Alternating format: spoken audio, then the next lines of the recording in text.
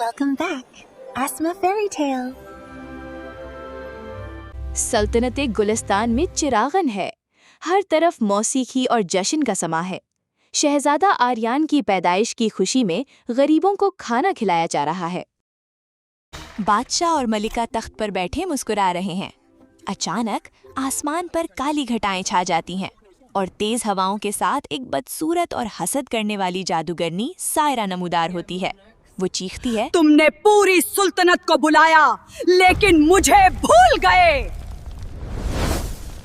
बादशाह माफी मांगता है, लेकिन सायरा शहजादे के झूले के पास जाकर कहती है, ये बच्चा बहुत खूबसूरत है, सबकी आंखों का तारा है, लेकिन मेरी बद्दुआ सुनो। आज से ये बच्चा अदम तवज्जुही के कैद खाने में रहेगा। ये सबके सामने होगा, लेकिन उसे कोई देख न सकेगा न सुन सकेगा। ये अपनों के दरमियान रहकर भी एक अजनबी की तरह जिएगा। एक जोरदार धमाका होता है और झूला खाली नजर आता है। मलिका चीखती है, सिपाही दौड़ते हैं। शहजादे के गायब होते ही सायरा एक जोरदार और खौफनाक कहकहा लगाती है, जिससे महल की दीवारें लरज उठती हैं। बादशाह और मलिका की बेबसी पर तंज करते हुए कहती है, अब ये शहजादा तुम्हारी नजरों के सामने होकर भी कभी नजर नहीं आएगा। यही मेरी सजा है। धुएं का बगुला।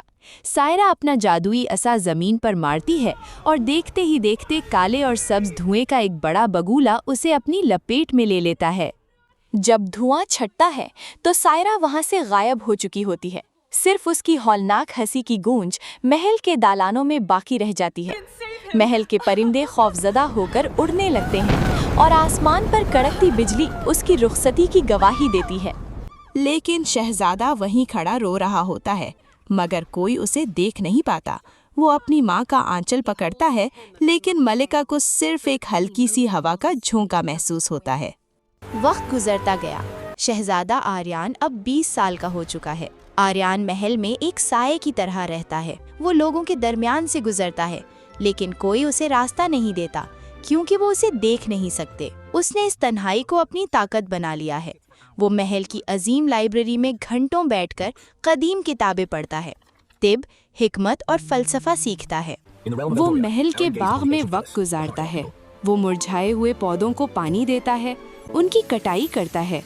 माली हैरान होते हैं कि ये बाग खुद ब खुद इतना सरसब्ज कैसे हो रहा है। शायद यहाँ कोई फरिश्ता रहता है। आर्यन लोगों की असलियत भी देखता है। वो देखता है कि कौन सा वजीर बादशाह से झूठ बोल रहा है और कौन पीठ पीछे साजिश कर रहा है। वो खामोशी से इन साजिशों के सबूत बादशाह की मेज पर रख देता है, जो बादशाह को अचानक मिल जाते हैं। इसकी जिंदगी खामोश खिदमत और गहरी तन्हाई का मजमुआ बन जाती है। एक सुबह महल के बावर्ची खाने में एक नई लड़की जोहा आती है। वो गरीब है, लेकिन उसके चेहरे पर एक अजीब सुकून है। बहुत ज़हीन और खूबसूरत लड़की है जो महल में काम करने आती है। जोहा के पास एक कुदरती तोहफा है। उसकी दादी ने उसे सिखाया था कि इंसान वो नहीं देखता जो आंखें दिखाती हैं, बल्कि वो देखता है जो उसका दिल मानता है। जोहा की नज़र में एक ऐसी सफाई है कि वो जादुई पर्दों के पार देख सकती है। एक शाम आर्यन बाग में एक जख्मी हिरन के बच्चे का इलाज कर रहा होता है। जोहा वहां से गुजरती है और ठटक कर रुक जाती है। वो देखती है कि एक खूबसूरत नौजवान वहां मौजूद है, जिसे कोई और नहीं देख रहा। वो हैरत से पूछती है, आप कौन हैं और आप यहाँ छुपकर ये क्यों कर रहे हैं? आर्यन चौंक जाता है। वो पीछे मुड़कर देखता है। उसे यकीन नहीं आता कि किसी ने उसे देख लिया है। वो अपनी आवाज निकालने की कोशिश करता है, लेकिन आवाज नहीं निकलती। वो इशारे से पूछता है, क्या तुम मुझे देख सकती हो? जोहा मुस्कुरा कर कहती है, हाँ, मैं आपको बिल्कुल साफ देख रही हूँ। आपके गिर्द एक नीली रोशनी है जो बहुत खूबसूरत है। जोहा और आर्यन की रोजाना मुलाकातें होने लगती हैं। आर्यन उसे महल के वो हिस्से दिखाता है जहां खुशबुएं सबसे अच्छी होती हैं। दोनों में गहरी दोस्ती हो जाती है। आर्यन उसे कागज पर लिखकर अपनी कहानी बताता है।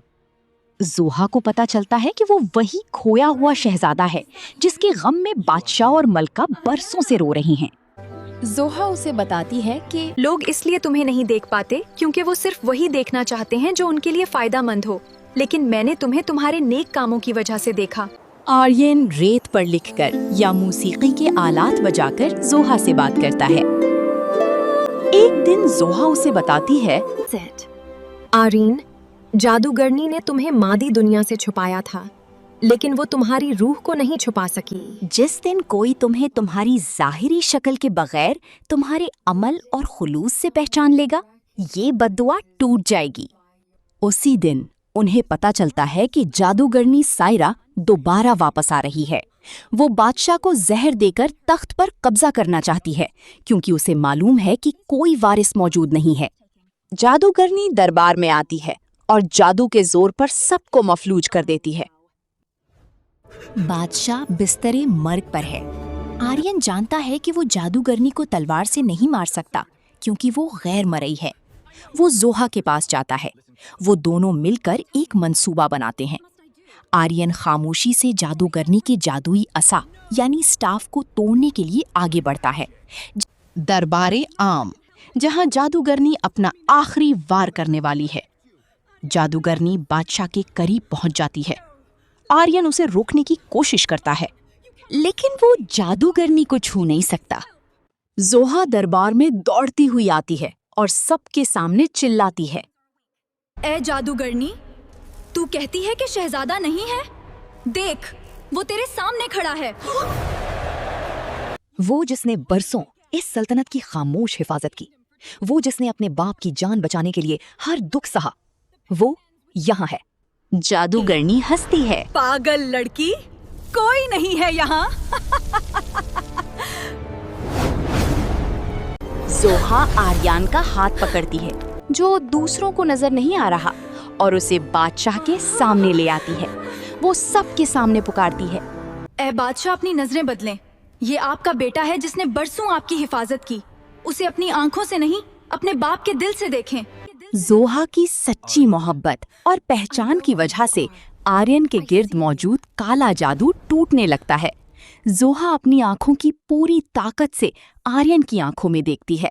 अचानक एक धमाका होता है और आर्यन सबके सामने मुकम्मल तौर पर जाहिर हो जाता है। जादूगरनी अपनी शिकस्त देखकर गायब होने की कोशिश करती है, लेकिन आर्यन उसे अपनी तलवार से, जो अब जाहिर हो चुकी है, कैद कर लेता है। जश्न का माहौल। बादशाह और मलिका अपने जवान बेटे को देखकर आंसुओं से उसे गले लगा लेते हैं। पूरी सल्तनत में खुशी की लहर दौड़ जाती है। आर्यन को वली अहद बना दिया जाता है। महल में एक बड़ा जश्न है, सब हंस बोल रहे हैं, लेकिन जोहा एक कोने में उदास खड़ी है। दूसरे मुलाजिम उसका मजाक उड़ा रहे हैं। देखो, ये लड़की अकेले में दीवारों से बातें करती है। शायद उसका दिमाग चल गया है। जोहा की आंखों में आंसू आ जाते हैं और वो वहां से जाने लगती है। आर्यन, जो वहीं मौजूद होता है, लोगों के दरमियान से गुजरता हुआ जोहा के पास जाता है। जोहा के चेहरे पर उदासी और आंखों में नमी देखता है।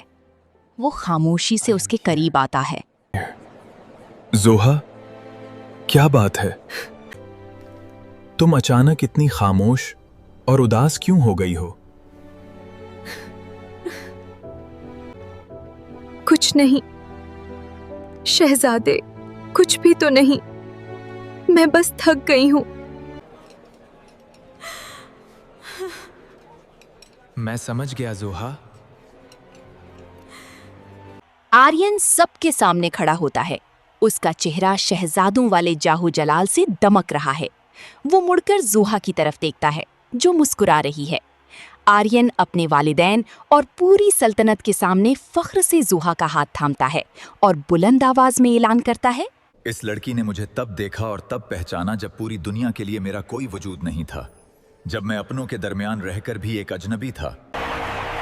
इसलिए आज मैं ये ऐलान करता हूँ कि अब मैं जोहा से शादी करूंगा और उसे इस सुल्तनत की मलका बनाऊंगा।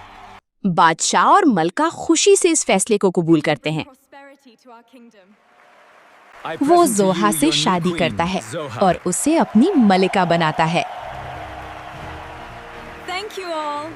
वो दोनों मिलकर एक ऐसी सल्तनत बनाते हैं जहां लोगों को उनकी ओहदों से नहीं बल्कि उनकी सच्चाई और नीयत से पहचाना जाता है। likes of which have never been seen. Yes, my love. Together.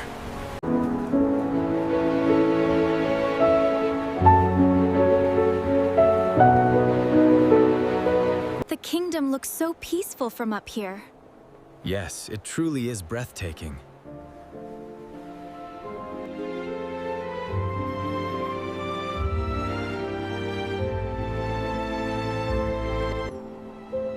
अगर आप अपनी नेम की वीडियो बनाना चाहती हैं तो कमेंट में बताएं।